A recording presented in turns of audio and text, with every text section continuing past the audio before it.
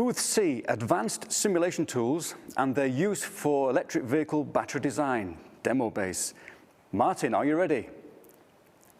So in this presentation, I will focus in my part on the 1D modeling dedicated in the first part on safety modeling of batteries, and then on the application for HIL, test on battery in a realistic environment.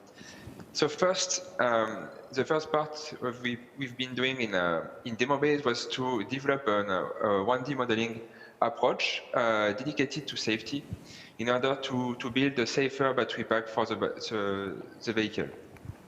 In this, the objective of this 1D modeling is to get a fast computing model compared to 3D models that we can have in other systems, where a lumped approach was done and one temperature was given per component. And in the end, it was possible to represent the battery module, like we can see on the top right here, as an assembly of 1D components, taking into account every thermal behavior of the battery pack. And this model, as it is fast computing, can be used in vast design and parametric studies. So the first part was to develop a cell safety model. It was based on a cell accurate model, taking into account thermal electrical behavior of the cell, with the main exothermal reaction were taken into account, internal short circuit and venting, and the calibration was made thanks to dedicated safety tests performed in Iris. So in this model, as you can see, we were able to describe both the thermal behavior, the electrical behavior with the short circuits, and also the amount of gases released during the thermal runaway. So once it has been calibrated, it was possible to use it in a module simulator, as I showed just before. And in this simulator, we used first a thermal calibration in a test bench in order to fit material parameters for thermal behavior, heat transfer coefficient, and it was also validated in thermal runaway condition thanks to tests performed in Iris testing facilities on a small cluster with three cells in parallel and one cell in series. So in this modeling, models were able to evaluate the technical solutions for limiting safety issues. So for example, we were able to test the thermal behavior of the module in order to assess whether the thermal temperature between cells were not too different from one to another. Also the effect of water cooling on the module and the effect of firewall material choices. So this was being done extensively on one cell technology, but now that we have received new cells, we will be able to do the same methodology with this new cell with less experiments, so we will not have any dismantling of the cell, etc., to have more data, and accelerate the development time for the modeling on this approach. So this was done, as you say, at the battery level, but now we wanted to do also some tests at the vehicle level in order to assess the behavior of the vehicle based on new technologies of cells used in the project. To do that, we used an HIL test, so hardware envelope test. In this test, as you know, we have two main parts, simulated part or software part, where an sim center sim model for the electric vehicle was exported as a FMU, and a Simulink model was used in order to link this FMU with controller devices in the real life, and the hardware part, where the battery cell is placed in a climatic chamber and linked to a Gigatron test bench in order to solicitate the cell with realistic conditions. So the objective of this hardware envelope test is to test the battery cell component with very close operating conditions compared to realistic events. So we can validate battery packs, conditions, and battery cells very quickly and at low cost. So in this simulation, the first part is the electric simulator that is developed in SimCenter Sim. We used characteristics from the real electric vehicle that was developed by IFPEN. We took also into account the load current maximum load current that can be applied to the battery using the safety control unit from AMSIM. And this led to define the current set point for the battery pack that was sent to a battery pack configurator. In this battery pack configurator, we could choose a number of parallel branches. So in the DEMOBASE project, we went to 9 or 12 parallel branches, but due to safety events, we could reduce this number of branches by dropping 1 or 2 branches to 3 or 6 cells in parallel. So the battery pack configurator will take into account the set point from the simulator and then translate it to cell set point that can be sent to the test bench. In this test bench, we solicitate the cell with the current set point derived by the battery simulator and the electric vehicle simulator, and we can gather from the test bench the voltage, the temperature, and the stock of the battery. And using that, we can evaluate, based on this measurement, the behavior of the complete vehicle by computing the speed, computing the range, and also the energy consumption. As a consequence, we were able to study different parameters on this air-down the loop test. From the sales perspective, we were able to change the specification according to the technology. So we used several technologies into this test, and we can evaluate the variation of performance of a global vehicle without building the whole vehicle and integrating the cells in the vehicle. We were able also to change the number of cells in series and number of cells of parallel, and do the test on several road speed profile to investigate the influence on the speed profile on the vehicle performances. So as we can see, for example, 2 examples of results we got with the HIL test. The first one was using a single roll profile with several branches in parallel for the test. As we can see, the energy consumption is the same for all tests. That means that even with only one parallel branch, there is no limitation for the cell behavior on the test demands.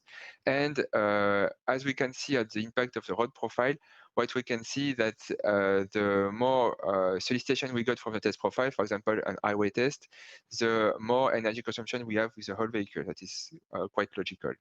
So it is very interesting to use this HIL test to compare very quickly the behavior of the cells in several realistic environments and compare cell technology altogether on the same vehicle. So now I will leave Thomas for the next presentation from Modelon.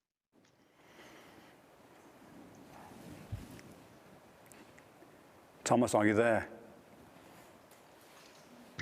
Yes. Hi, my name is Thomas Fikenscher. I'm responsible for business development in Europe for Modelon AB. Today, I will briefly present the contribution from Modelon for the DEMOBASE project.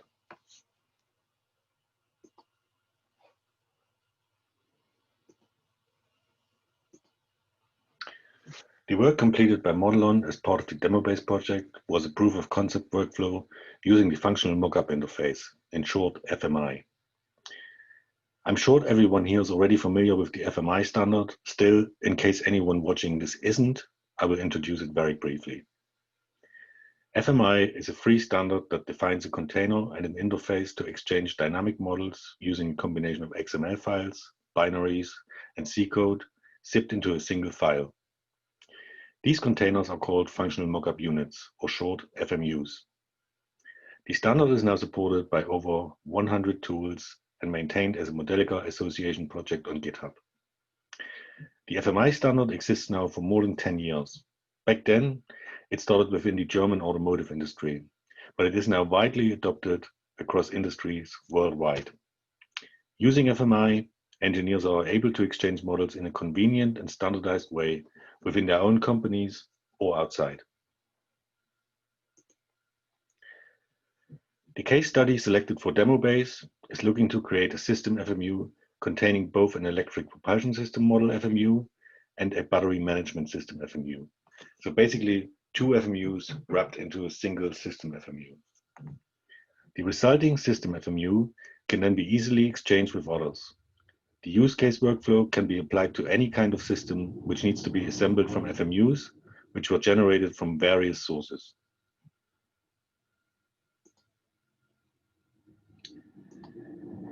The electric propulsion system model was created in the Modelon impact system simulation software. The model contains a propulsion system, including battery and charger, as well as an empty placeholder for the battery management system, or short BMS. This controller just forwards sensor inputs to the external BMS and returns external BMS outputs back to the control bus. The model was exported from Modelon Impact as plant model FMU. The FMU export is a standard functionality of Modelon Impact. A second FMU was exported from MATLAB Simulink. This contains the external BMS controller. The outputs of the external controller are battery limits like voltage, current, and power. The inputs are state of charge, cell voltages, and temperatures. The power limits are derated based on temperature by the controller.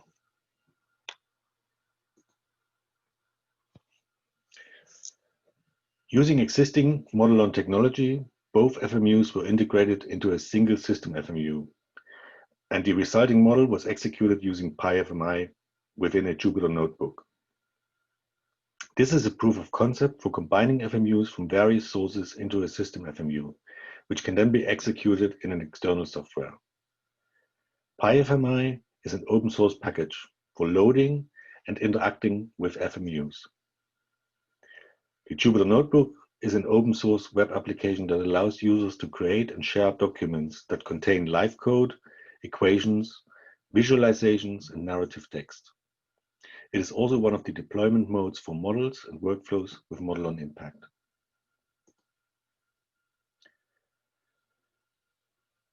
Modelon Impact, our browser-based Modelica system simulation software, was released for the first time on July 6, 2020. The software is built on our advanced compiler technology, which allows for dynamic and steady-state simulation and optimization. Modelon Impact includes all Modelon libraries, which cover the industry sectors of automotive, aerospace, energy and power, as well as industrial equipment.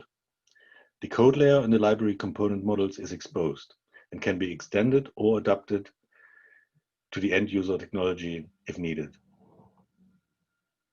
The software provides APIs, which are application programming interfaces, to allow users to create and share workflows in Jupyter notebooks, customize the user interface via Python scripting, or create custom HTML dashboard applications to fit any end user persona.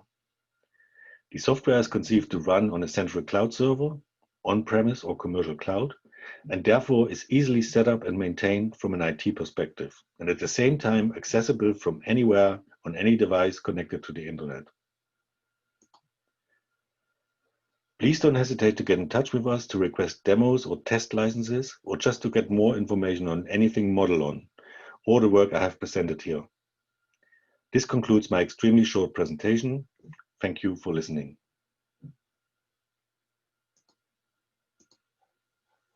Thank you. Yeah. And Thomas is here. Ah, Thomas, we have a question. Thomas, we have a question. Sorry, I sent away my... The second part, I'm not sure if this applies to you now, Thomas. How difficult is it to add parameters to adjust for different battery chemistries?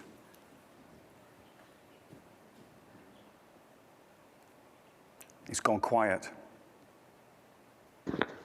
Well, it depends how the battery chemistry is represented in the model. So if you have equations basically for the chemistry, then it's easy to also change that in the FMU as an input. But it really depends how the chemistry is modeled in the model itself. Now, how do you mean it depends on how it's modeled? Whether you just have an equation that fits the behavior or whether you explicitly model the chemistry, which is a much more involved process. So then it becomes more difficult. Okay. I was going to ask another question, but we need to move on. So thank you very much, both of you, for your presentations. We need to move on to the next booth.